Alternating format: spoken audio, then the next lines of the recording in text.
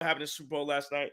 But I do want to ask you guys about the buyout market and where do you think the Milwaukee Bucks go? Obviously, they traded Robin Lopez as well. We talked about that, and they have an open roster spot. So the buyout market, again, some potential candidates. You look at Danilo Gallinari, who will probably be available. You look at PJ Tucker. I don't know if PJ Tucker is actually going to get bought out. I have a feeling that he won't because again, he has a player option. It would just be crazy. His player option worth like $10 million. It would just be crazy for him personally to take a buyout and not have that player option. I just don't feel like that makes a lot of sense for him.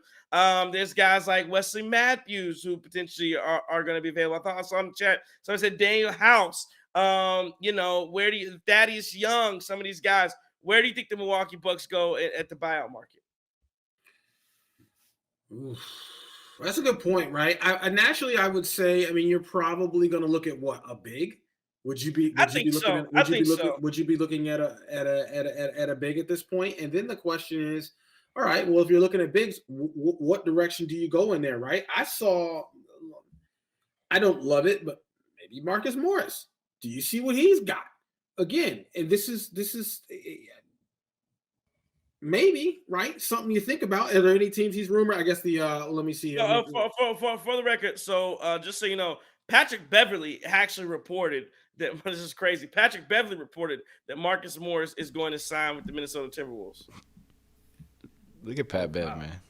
Pat Bev, breaking news out here. Look at Pat Bev, just adding value. New media. Well, that's what Draymond calls it. New media. Adding value everywhere. Go ahead, Pat Bev. Man, I can't even knock it, right? And again, like you said, that you look at that Young. I mean, I don't love it, right? I don't love the big man options for the buyout market, but I'm assuming you're going to be looking at a big man when you ask what the Bucks are going to do with the buyout market. I'd like to see Thad Young. I think that would provide some help defensively off the bench and a guy who's a seasoned veteran as well.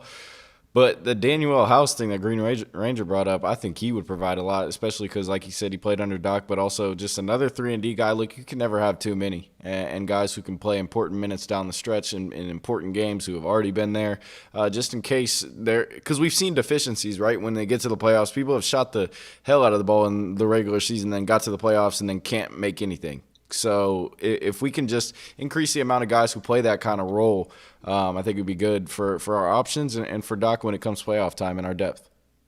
Yeah, and I feel like, there's some guys that are just like pure shooters, and I feel like AJ Green is one of those guys that it doesn't matter if it's the playoffs, don't matter regular season, don't matter if you bring him out in the park, don't matter if it's cold, don't matter if it's wet out, doesn't matter the condition. AJ Green just looks like a guy who's going to shoot. It's just not going to matter. So I'm hoping, to your point, Chris, that he's not one of those guys that his shot just goes away in the playoffs magically. You're like, what the hell happened? And like I said, that's like my biggest fear for like a Malik Beasley, because you've seen him go through a cold streak already, and he's a more streakier shooter.